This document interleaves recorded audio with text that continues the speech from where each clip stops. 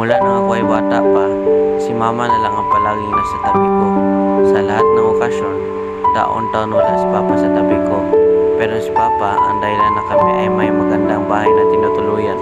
Siya rin ang dahilan na nakakain kami araw-araw ng masasarap na pagkain. Nakapag-aral kami ng aking kapatid na walang pinoproblemang baon o gastusin sa paaralan.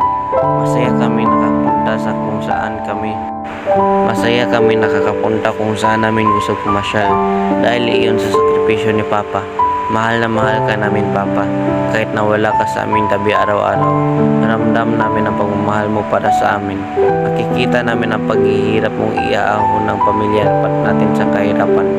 Alam namin kung gaano kahirap ang bumangon araw-araw na wala sa piling na pamilya mo.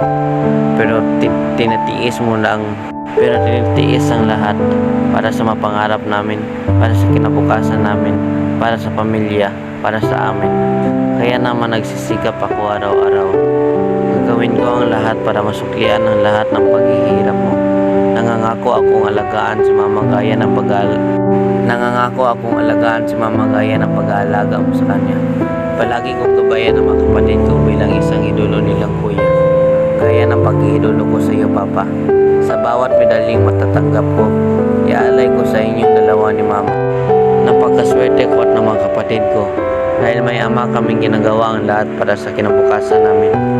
Pinagmamayabang ko sa lahat na kahit wala ka sa aming tabi araw-araw, ikaw naman ang nagsisilbing inspirasyon ko para makamit ang nag-iisang pangarap ko sa buhay, ang makitang buo at matagumpay ang ating pamilya.